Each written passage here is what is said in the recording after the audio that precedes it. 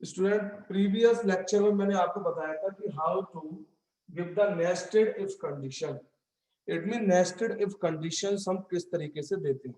ठीक है, nested if का मतलब होता है स्टूडेंट कि अभी तक हम क्या कर रहे थे, ओनली एक इफ का यूज किया और इफ के बाद में फिर एल्स का यूज कर दिया डायरेक्ट, ओनली सिंपल वे। ठीक है, इफ का यूज किया फिर एल्स का यूज कर दिया। ठीक है, बट अब हम क्या करेंगे, फिर हमने क्या किया था, नेस्टेड इफ का यूज किया था। नेस्टेड इफ मतलब इफ एलिफ एलिफ एलिफ, इस तरीके से मैंने बहुत सारे नेस्टेड इफ का यूज किया। ठीक है, उसे बोलते हैं नेस्टेड इफ। नेस्टेड इफ का मतलब है कि we can use multiple conditions. हम बहुत सारी कंडीशंस किसी एक सेम प्रोग्राम में दे सकते हैं। ऐसा नहीं है कि इफ और एल्स, एक ट्रू है, ट्रू होगी तो ये, नहीं तो एल्स, ऐसा नहीं है। बहुत सारी कंडीशन बन सकती है भाई। कि अगर मैं कहता हूं कि अगर कोई एक ऐसी कंडीशन है जिसके बहुत सारे मतलब बन सकते हैं, ये भी हो सकता है, वो भी हो सकता है, या कुछ और, नहीं तो कोई कुछ नहीं है तो लास्ट हो सकता है। ठीक है, तो इस तरीके से स्टूडेंट हम किसका यूज करते हैं, और उस केस में यूज करते हैं हम नेस्टेड इफ का यूज करते हैं। ठीक है, नेस्टेड इफ कंडीशन आपकी समझ में आ गई होगी। और प्रीवियस लेक्चर में मैंने आपको इसका प्रैक्टिकल भी कराया था। अब आज का टॉपिक है, बहुत ही सिंपल टॉपिक है, बहुत ही इजी टॉपिक है। क्या टॉपिक है देखिएगा। ठीक है, देखिएगा नंबर नंबर फर्स्ट कि logical operator, we use how we use logical operator, logical operators with nested if. क्या हम लॉजिकल ऑपरेटर का नेस्टेड इफ में यूज कर सकते हैं? नेस्टेड इफ में हम यूज कर सकते हैं क्या भाई इसका? ये आज का टॉपिक है। देखिए, हमने इफ के साथ यूज किया, चलो ठीक है, बट हम नेस्टेड इफ में किस तरीके से यूज करेंगे, इसमें किस किस टाइप के क्वेश्चंस आते हैं हमारे यहाँ, ठीक है ना, वो मैं आज आपको बताने वाला हूँ। ठीक है, कि नेस्टेड इफ में हम किस तरीके से इसका यूज करने वाले हैं। ठीक है, इस पे आज इस पे आपकी चर्चा होगी। पूरा पूरा पूरा आपका लेक्चर इसी के ऊपर है। बहुत ही सिंपल टॉपिक है, कोई हार्ड टॉपिक नहीं है, बहुत ही इजी टॉपिक है। तो देखिए स्टूडेंट कि हम नेस्टेड इफ में भी किसका यूज कर सकते हैं, लॉजिकल ऑपरेटर का यूज कर सकते हैं। ठीक है, हाउ इट इज पॉसिबल, कहां कहां करेंगे, किस केस में यूज होता है, सब चीज बताने वाला हूं आज मैं। ठीक है, बट 18 स्टूडेंट जुड़ चुके हैं इसमें, तो अभी बस लगभग 1 मिनट में आ जाएंगे। जैसे मान लीजिए, जैसे हम इफ कंडीशन देते हैं, इफ कंडीशन 1 एंड कंडीशन 2। ठीक है, अब यहां पर हम एंड लगा सकते हैं या और या कुछ भी लगा सकते हैं। यहाँ कुछ स्टेटमेंट लिख दिए, इसका सिंटैक्स क्या होता है वो मैं बता रहा हूँ आपको। Second elif, elif condition 1 and condition 2। ठीक है, थर्ड एलिफ, थर्ड एलिफ देखिएगा, एलिफ जितनी भी आपको कंडीशन लगानी है नेस्टेड इफ की, कंडीशन 1 या और का यूज करो या एंड का यूज करो, किसी चीज का जो आप यूज कर सकते हैं, मल्टीपल में कर सकते हैं। एंड लास्ट में एल्स। अब एक बच्चे ने मुझसे पूछा था कि सर आप एल्स में कंडीशन क्यों नहीं लगाते? बेटा देखिए, एल्स किसके लिए होता है? एल्स में आप थोड़ा कॉमन सेंस लगाइए कि एल्स में कंडीशन लगाने की आवश्यकता है। भाई मान लीजिए या नंबर इवन या ऑड का हम कोई प्रोग्राम बना रहे हैं सिंपल, अगर कोई नंबर इवन नहीं है, it means module q equals to 0 नहीं है, तो क्या ऑड में कंडीशन लगाने की आवश्यकता है? नहीं है ना। तो अभी मैंने प्रीवियस प्रोग्राम कराया था प्रीवियस लेक्चर में कि 1 पे ये हो जाए, 2 पर 3 4 5, अगर हमारी 1 से लेकर 5 तक कुछ हम एंटर कर रहे हैं, ठीक है। इसके अलावा अगर मैंने कुछ और एंटर किया तो उसके लिए कंडीशन की आवश्यकता थोड़ी ना। एल्स का मतलब इनमें से अगर कोई कंडीशन ट्रू नहीं है तो then by default else statement else को एग्जीक्यूट करेगा। तो there is no need to write the condition with else statement. Else statement के साथ कंडीशन लगाने की आवश्यकता नहीं है। एक छोटी सी बताता हूं, दो आपके पास में मान लीजिए बॉक्स है, आप कोई अपनी बुक ढूंढ रहे हैं, अगर पहले बॉक्स में बुक नहीं मिली तो कहां मिलेगी? दूसरे बॉक्स में मिलेगी, मिलेगी। तो दूसरे बॉक्स के लिए कंडीशन लगाने की आवश्यकता थोड़ी ना, वो तो एल्स कंडीशन है, इट मींस वो तो होनी होनी है। अगर पहली कंडीशन ट्रू नहीं है तो then second condition it means फिर तो सेकंड एग्जीक्यूट होगा ही होगा, इसलिए एल्स में हम कोई भी कंडीशन नहीं लगाते। तो ये इसका स्टेटमेंट समझ में आ गया, इफ एलिफ एलिफ लास्ट में एल्स। ठीक है भैया, तो ये तो था हमारा इसका सिंटैक्स। सिंटैक्स का मतलब क्या होता है स्टूडेंट, मैं बता देता हूं आपको। सिंटैक्स का मतलब होता है किसी भी, देखो प्रोग्रामिंग में सिंटैक्स का मतलब होता है कि हाउ टू यूज, इस टॉपिक को, इस फीचर को हम किसी प्रोग्राम में कैसे यूज करेंगे, हाउ वी यूज, कैसे यूज करेंगे, तो उसको बोला जाता है सिंटैक्स। इस तरीके से यूज करेंगे। या अगर किसी भी टॉपिक का आपको सिंटैक्स समझ में आ जाए, इफ का सिंटैक्स क्या होता है, इफ कंडीशन और अंदर जो लिखना है स्टेटमेंट्स एल्स और फिर उसके अंदर जो भी है, ठीक है। ये सिंटैक्स होता है कि हाउ वी यूज, कैसे यूज करेंगे। सिंटैक्स बहुत जरूरी है, सिंटैक्स को जरूर लिखा करें, ठीक है। आज का मैं छोटा सा प्रोग्राम बनवाता हूं जिससे आपकी समझ में बहुत अच्छी तरीके से आ जाएगा कि हम कहाँ इसका यूज करेंगे। नेस्टेड इफ में, नेस्टेड इफ में किसका यूज करना बेटा, नेस्टेड इफ में किस तरीके से हम यूज करेंगे लॉजिकल ऑपरेटर्स का, ठीक है। बस इसके बाद आपके दो तीन टॉपिक बचे, दो तीन चैप्टर बचे हैं इसमें पाइथन में, string Python, string list and उससे पहले है लूपिंग। तीन तीन चैप्टर बचे बस आपके सिलेबस में, 11 का सिलेबस में, ठीक है ना। तो मैं आराम से चल रहा हूँ कि आप भी थोड़ा बड़े तरीके से पढ़ें, उसमें कोई दिक्कत नहीं। तो मैं आज एक छोटा सा प्रोग्राम बनाने वाला हूँ, write a program to find the largest number from three numbers, from three integer type variables. Simple program. देखो बेटा यहाँ प्रोग्रामिंग में सिंपल क्यों करा रहा हूँ, इसके पीछे एक एम है। इन सिंपल प्रोग्राम से भी से मिलके आगे बहुत अच्छी अच्छी प्रोग्राम बनते हैं। जैसे मैंने उस दिन बताया था कि हम इवन ऑड नंबर वाला क्यों करा रहे हैं भाई प्रोग्राम, हर एक कोई देख के बता देगा कि ये इवन है कि ऑड है। बट जो दिल्ली में अभी चला था कुछ दिनों पहले, जैसे मैंने उस दिन एग्जांपल लिया आपके सामने कि इवन है तो इस दिन चलेगा, ऑड है तो इस दिन चलेगा, तो वहां के कोई उसे बताने आएगा कि ये नंबर इवन है। तो सॉफ्टवेयर को, प्रोसेसर को खुद ही वो करना है ऑब्जर्व, खुद ही ऑब्जर्व करना है कि ये नंबर इवन है कि ऑड है। तो वहां तो कोई यूजर नहीं बताएगा उसे ये इवन है ऑड है, उसे खुद ही ब्रेन का यूज करके, खुद ही प्रोसेसर का यूज करके बताना है। तो वहां इन प्रोग्राम्स का यूज होता है। ये सिंपल सिंपल प्रोग्रामिंग मिलके बहुत अच्छे अच्छे प्रोग्राम बनाते हैं, ठीक है ना। तो अभी क्या होता है, थ्री नंबर्स में से लार्जेस्ट नंबर निकालने का एक छोटा सा प्रोग्राम आपको बनाना है with the help of nested if and logical operator, ठीक है। ये सब कंडीशन। अब मैं यहाँ आता हूँ, तो सबसे पहले आपका क्या होता है प्रोग्रामिंग में, सबसे फर्स्ट होता है स्टूडेंट, फर्स्ट स्टेप इनपुट। क्या होता है स्टूडेंट, इनपुट। इनपुट हो गया, ठीक है। सेकंड, सेकंड स्टूडेंट इनपुट होने के बाद प्रोसेस। भाई प्रोसेस कब करोगे, जब जब आपका इनपुट होगा। भाई एटीएम मशीन में जाएंगे आप, तो पैसा कब निकलेगा, इट मींस वो तो आउटपुट है, मतलब उसमें जो डिडक्शन कब होगा, एसएमएस आना कब होगा, वो कहलाती प्रोसेस। वो होगा कब, जब आपको इनपुट मिल जाए। इनपुट मतलब उसे पूरी इंफॉर्मेशन मिल जाएगी, कार्ड की इंफॉर्मेशन, जो भी आपकी इंक वाली आपकी एमआईसीआर जो भी कार्ड है उसकी इंफॉर्मेशन जब मिल जाएगी मैग्नेटिक इंक से, जब आपका प्रोसीड होता है। ठीक है, आयान गोयल थोड़ा लेट हो गया आज, ठीक है। अब देखिए, तो नंबर नंबर थर्ड आता है इसके बाद में आउटपुट। इन स्टेप्स को हम ऊपर नीचे नहीं कर सकते, अगर ऊपर नीचे करेंगे तो आपकी पूरी प्रोग्रामिंग गड़बड़ हो जाएगी। आउटपुट पहले आ जाए फिर प्रोसेस और फिर इनपुट, ऐसे नहीं हो सकता। इसलिए स्टेप रहते हैं, ये मैंने स्टार्टिंग में आपको बताया। अब मुझे थ्री नंबर में से लार्जेस्ट नंबर निकालना है, तो पहला स्टेप क्या होगा, इनपुट। कितने इनपुट करने पड़ेंगे मुझे, थ्री वेरिएबल्स इनपुट करने पड़ेंगे, ठीक है, तीन वेरिएबल। हमेशा नोट कर लेना, किसी सब्जेक्ट को रटना नहीं चाहिए बेटा। मैं इतना टाइम आपको लेता हूं इतना समझाने में, धीमे धीमे बहुत ही स्लोली स्लोली समझाता हूं। इसके पीछे एक ही मेरा उद्देश्य रहता है, एम रहता है कि आप लोग प्रोग्राम को रटे नहीं, समझें कि ये कैसे बना। इनपुट आया तो क्यों आया, और मतलब कुछ क्यों नहीं आया, तो इसके पीछे रीजन रहने चाहिए सबके पीछे। ये इसीलिए मैं आपको बेटा समझाता हूँ, ठीक है ना। तो इसलिए धीमे धीमे पढ़ाता हूँ आपको। 23 स्टूडेंट्स आ गया। देखिए ए इक्वल्स टू, सबसे पहले हम क्या करेंगे, इनपुट वाली प्रोसेस होती है। ए इक्वल्स टू इंटर इनपुट, ठीक है। प्लीज एंटर फर्स्ट नंबर, मैं शॉर्ट लिख देता हूं बेटा, first number. Okay, please enter first number.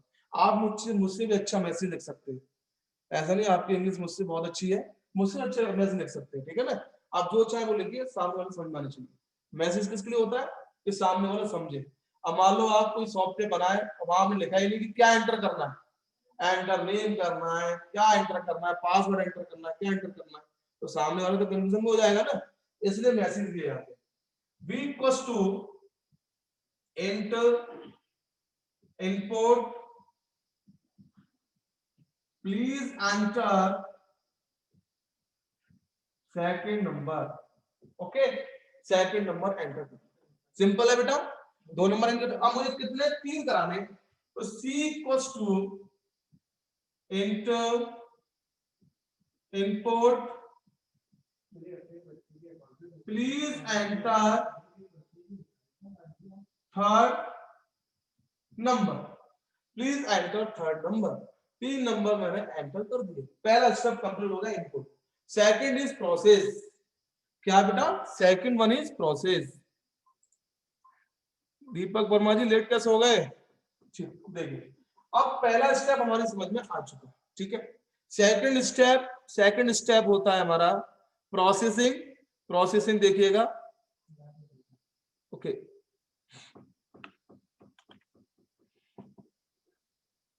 Student में एक बार अटेंडेंस ले रहा हूं, देखिएगा ना, छोटा सा है।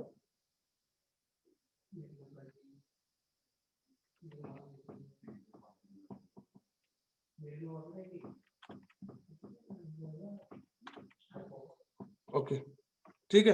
अब देखिए अब आती है प्रोसेस। प्रोसेस में क्या करना है, we have to find the largest number, largest number हमें फाइंड आउट करना है।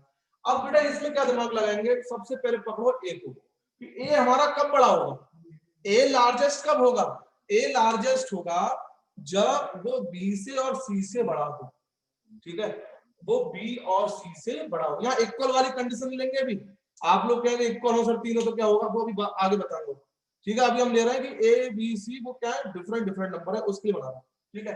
तो सबसे फर्स्ट कंडीशन क्या होगी कि when A will be greater, A हमारा ग्रेटर कब होगा, जब बी और सी दोनों से इक्वल हो, परसेंट ग्रेटर हो।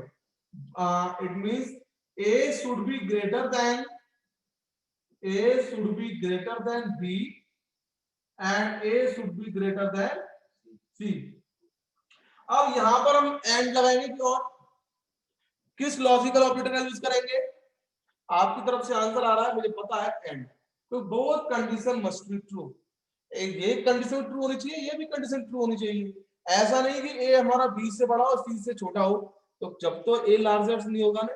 तो यहाँ पर इन दोनों कंडीशन को कंबाइन करने के लिए हम किसका यूज करेंगे स्टूडेंट, एंड का यूज करेंगे। किसका यूज करेंगे, एंड का।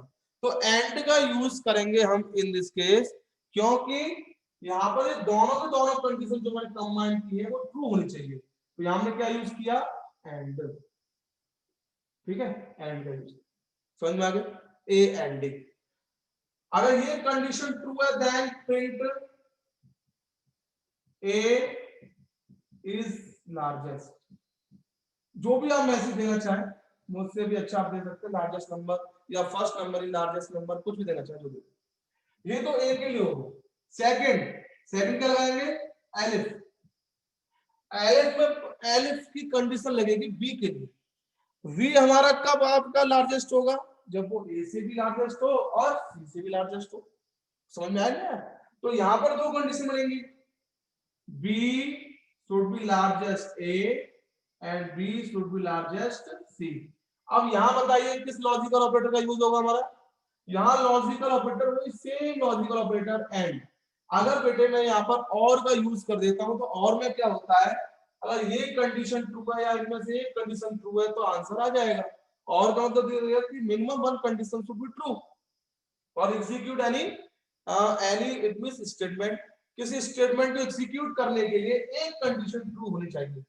बट एंड का यूज हम करते हैं तो इसका मतलब है जितनी भी कंडीशंस हमने यहाँ पर लिखी है वो सभी के सभी जब ट्रू होंगे तभी उसके इनसाइड जो स्टेटमेंट है वो एग्जीक्यूट होगा, अदरवाइज एग्जीक्यूशन नहीं होगा। तो यहाँ भी हम किसका यूज करेंगे, एंड का यूज करेंगे, ठीक है बेटा, समझ में आ गया ना। ओके, अब देखिए फिर हम यहाँ क्या लिखते हैं, print v is largest number, जो भी आप लिखना चाहें वो आप लिख सकते हैं, ठीक है। अब बताइए c के लिए कंडीशन लगाने की आवश्यकता है क्या? नहीं है। जब a के लिए लगा दी, मैंने b के लिए लगा दी, अगर इनमें से कोई कंडीशन नहीं है, ना a बड़ा ना b बड़ा, तो कौन होगा? c by default. तो यहाँ पे c के लिए कंडीशन लगाने की आवश्यकता नहीं है। There is no it means need to write the condition for c variable because of when first and second condition both are it means false, then by default third condition will be true, ठीक है। तो यहाँ पर last में क्या आएगा? else। अगर आप लगा भी देते तो इसमें एरर वाली बात नहीं है, बट एक अच्छा प्रोग्रामर के लिए देखिए, अब सुनो, मैं आपको बहुत ही माइन्यूट छोटी चीज बताता हूँ, देखिएगा। मैंने अगर यहाँ पर एलिफ लगा दिया होता सी के लिए, समझना एक बार, तो बताइए बेटा प्रोग्राम में प्रोसेसर के ऊपर ज्यादा लोड होता नहीं होता? होता। क्यों? यहाँ पर टू कंडीशन ये हो गई, टू कंडीशन ये हो गई, और दो कंडीशन यहाँ बन जाती है, आपकी 6 कंडीशन बन जाती है। 6 इट मींस किसी भी प्रोग्राम को एग्जीक्यूट कराने के लिए प्रोसेसर को 6 बार कंपैरिजन करने की आवश्यकता पड़ती है। हम लोग अभी तक छोटे प्रोग्राम बनाते हैं, बट बेटा जो अच्छे यूजर होते हैं, जो अच्छे प्रोग्रामर होते हैं, वो बहुत कम स्टेटमेंट में ज्यादा काम करने की कोशिश करते हैं। ऐसा नहीं है कि आपने स्टेटमेंट लिखा, आप सोच लीजिए कोई एक प्रोग्राम है, वो एक तरीके से नहीं बनता, उसके तरीके बहुत सारे होते हैं। मान लीजिए मैं एक तरीका यहाँ बता रहा हूँ आपको, मैंने एक तरीका बता दिया, तो जरूरी नहीं है कि वो प्री डिफाइंड तरीका है कि सर ने बता दिया तो ऐसे बनेगा प्रोग्राम, नहीं है। आप चाहो तो इस प्रोग्राम को और दूसरे तरीके से बना सकते हैं। तो अच्छे जो प्रोग्रामर होते हैं उनका काम क्या होता है कि नंबर ऑफ स्टेप्स रिड्यूस करना, कि how we reduce number of step of any programming, किसी भी प्रोग्रामिंग के नंबर ऑफ स्टेप्स इनमें रिड्यूस करने का काम होता है, कोई प्रोसेसर के ऊपर कम लोड पड़े। ऐसा नहीं है कि आपने इतनी कंडीशंस लगा दी, प्रोसेसर बेचारा परेशान हो गया, एटलीस्ट ज्यादा सीपीयू। आप देखते होंगे कभी भी आप कोई प्रोग्राम या कोई सॉफ्टवेयर ओपन करते हैं, तो आप कभी भी टास्क बार में जाइएगा, ऑल्ट कंट्रोल डिलीट दबा के, तो लिखा रहता है कि सीपीयू का इतना पार्ट वर्क कर रहा है, 10% पार्ट वर्क कर रहा है, 20% पार्ट वर्क कर रहा है। तो ये नहीं है कि आपने बस अबे चल रहा है, हो रहा है, ऐसा नहीं, कि प्रोसेसर सीपीयू का कम पार्ट, कम ब्रेन यूज होना चाहिए, ऐसा सॉफ्टवेयर बनाने की कोशिश करनी चाहिए, ठीक है। तो ऐसा नहीं है कि आप यहाँ कंपैरिजन कर देते, दो कंडीशन लगा देते, कोई दिक्कत नहीं, वो भी हो जाता है। बट हमें कैसा प्रोग्राम बनाना है कि प्रोसेसर के लिए थोड़ी प्रॉब्लम कम हो जाए, ज्यादा ना हो, कम रहे। तो एल्स प्रिंट, ठीक है ना, यहाँ क्या लिख देंगे, सी इज ग्रेटर, अपने हम मैसेज पढ़ा, ठीक है। तो ये प्रोग्राम मैंने आपको कॉन्सेप्ट बताया कि how we use logical operator with nested if condition, कि हम नेस्टेड इफ के साथ कैसे लॉजिकल ऑपरेटर हम यूज कर सकते हैं, ठीक है ना। ये मैंने एक आपको छोटा सा प्रोग्राम बता दिया, सिंपल, समझ में आ गया नहीं? ये लिखना चाहो लिख भी सकते हैं आप, स्क्रीन का इसका ले लीजिए स्क्रीनशॉट, बाद में लिख लीजिएगा, ठीक है। ये अब आपका पाइथन का पार्ट नंबर 2 खत्म हो गया आज। पार्ट फर्स्ट बेसिक, सेकंड आगे condition checkers, condition statement, third जो आज मैं आपको थोड़ा बताऊंगा लूपिंग, ठीक है। ये तीसरा स्टेप आज से स्टार्ट होगा आपका लूपिंग, ठीक है। अब देखिएगा मैं थोड़ा इंट्रोडक्शन बताता हूँ इसका आज, और स्टार्टिंग में आपने परसों से कराएंगे, थोड़ा इंट्रोडक्शन बता देता हूँ आपको।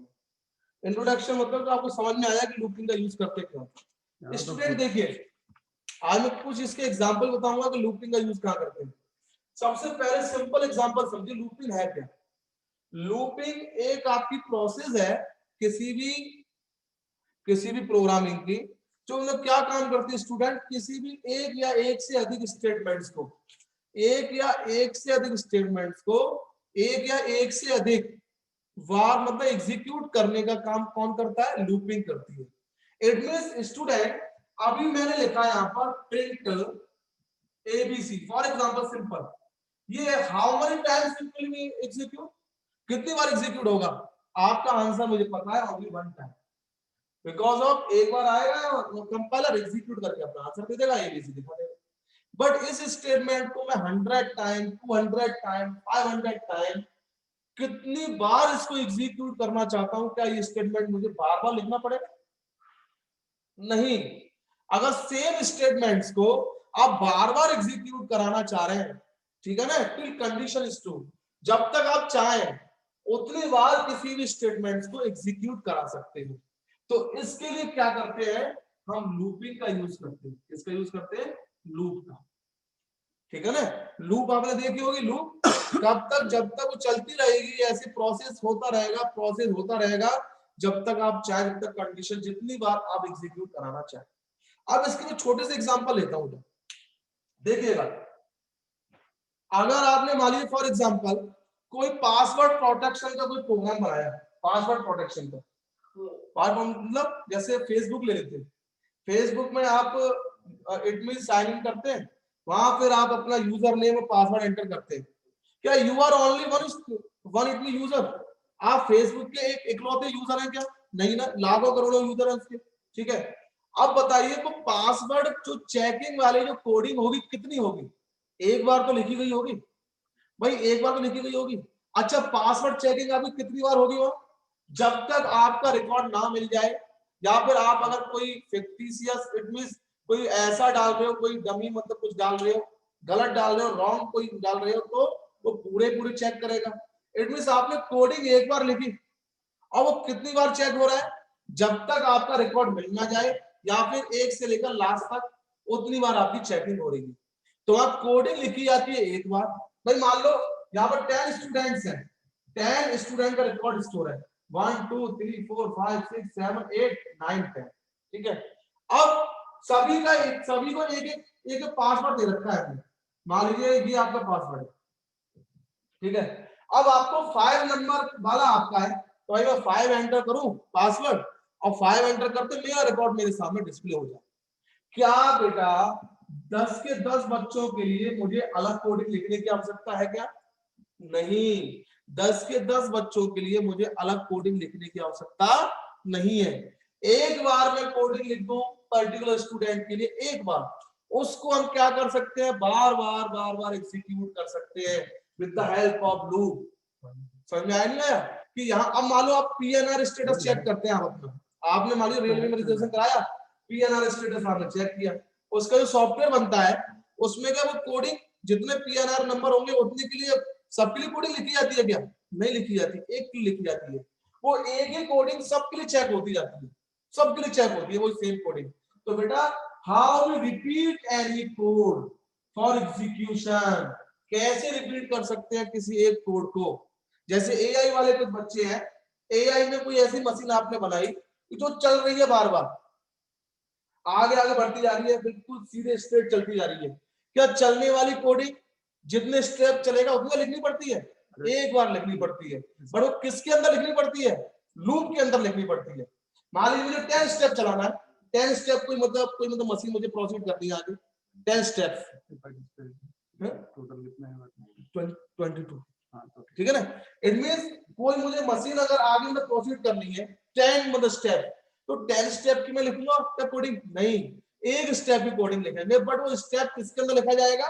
लूप के अंदर लिखा जाएगा, लूप स्टेटमेंट के अंदर। जैसे इफ का काम क्या था? कंडीशन चेक करने का। ऐसे लूप का काम क्या है? किसी भी स्टेटमेंट को बार बार एग्जीक्यूट करना जब तक हम चाहें, जब तक हम चाहें वो कोडिंग एग्जीक्यूट होती रहेगी। ये इसका सबसे बड़ा रोल है, ठीक है ना। इसीलिए हम बोलते हैं लूपिंग। इट मींस कि how we repeat any one or more statements until condition is true. जब तक हम उस स्टेटमेंट को एक या एक से अधिक स्टेटमेंट को एग्जीक्यूट करते रहेंगे, जब तक कंडीशन हमारी क्या रहती है बेटा? ट्रू रहती है। जैसे हम चाहें तो उसे फॉल्स करके उसे स्टॉप कर सकते हैं। मैंने आपको बेटा एक बेसिक चीज बताई, बेसिक चीज बताई कि लूपिंग की बेसिक चीज। तो बेसिक इसका है क्या, लूप का यूज हम क्यों करते हैं, आप अपना दिमाग और लगाइएगा। देखो अभी आपने कुछ टाइम पहले अपना 10th का रिजल्ट देखा है। किसका रिजल्ट देखा बेटा? 10th का रिजल्ट देखा है आपने कुछ टाइम पहले। अब बताना 10th के रिजल्ट में क्या you are only one student? आप एक ही स्टूडेंट थे 10th में? नहीं ना, आपने वहां अपना रोल नंबर, स्कूल नंबर और आपने सेंटर नंबर, डीओबी, बहुत सारी चीजें आपने एंटर की, ठीक है। तो वो क्या करेगा, कोडिंग तो उसके लिए एक ही बारी होगी, कोडिंग जो लिखने वाला होगा सॉफ्टवेयर उसमें एक बार कोडिंग लिखी होगी, बट वो बार बार आपकी एग्जीक्यूट होगी, बार बार आपके नंबर से मैच हुआ होगा, ठीक है ना, कितनी बार, तो उसके लिए किसका यूज किया गया होगा, उसमें लूप का यूज किया होगा। तो लूप की हेल्प से हम स्टेटमेंट्स या कोड को बार बार एग्जीक्यूट कर सकते हैं जितनी बार को आप चाहते हैं। समझ में आ रही है? ये हमारी होती है लूपिंग। तो looping is a process to execute one or more statements one or more times until condition is true। जब तक कंडीशन ट्रू रहेगी, जब तक वो स्टेटमेंट्स हमारे एग्जीक्यूट होते रहेंगे, ये इस लूपिंग का काम होता है। Very very important topic for software. It means ये बहुत अच्छा टॉपिक है, इफ एल्स लूपिंग। ये समझ लीजिए किसी भी प्रोग्राम की एक तरह से समझ लीजिए बैकबोन है। ये दोनों अगर समझ में आ जाए, देखिए कोई भी आप सॉफ्टवेयर बनाएंगे वहां कंडीशन मैच तो होगी, पासवर्ड आप डालेंगे भाई, ऐसे अगर इफ एल्स नहीं होते कोई भी आदमी किसी के अकाउंट से पैसे निकाल लेता। आप अकाउंट नंबर डालते हैं, आप अपना एटीएम का पिन नंबर डालते हैं, उससे वेरीफाई होता है कि यू आर ऑथराइज्ड यूजर। अगर इफ एल्स कंडीशन नहीं होती, मैचिंग कंडीशन नहीं होती, तो क्या आप फाइंड आउट कर पाते थे कि आप ही ऑथराइज्ड पर्सन है? नहीं हो पाता। बहुत ही है लूपिंग में बार बार एक से ज्यादा यूजर बढ़ेगा, एक से ज्यादा यूजर होगा तो लूपिंग का यूज करना पड़ेगा। तो ये बैकबोन है दोनों if else, conditional statements and looping, both are backbone of programming. Programming की बैकबोन है, इनके बिना कोई प्रोग्राम बनना असंभव है। समझ लीजिए कहीं भी कोई आप प्रोग्राम बना लीजिए, ठीक है ना। जैसे एआई वाले स्टूडेंट है, कोई आपको मशीन मूव करनी है, कब तक करनी है? जब तक कोई आगे कोई ऐसी चीज आ जाए, डीप चीज, तो सेंसर बताएगा वहां पर, जैसे उसका सिग्नल 0 हो जाए तुरंत स्टॉप कर दो, वहां भी कंडीशन चेक होगी। वो स्टेप चलेगा, कब तक चलता रहेगा, लूपिंग चलाएंगे उसे, ठीक है ना। तो हर जगह इसका यूज है, ठीक है बेटा। तो आज के लिए इतना सफिशिएंट है।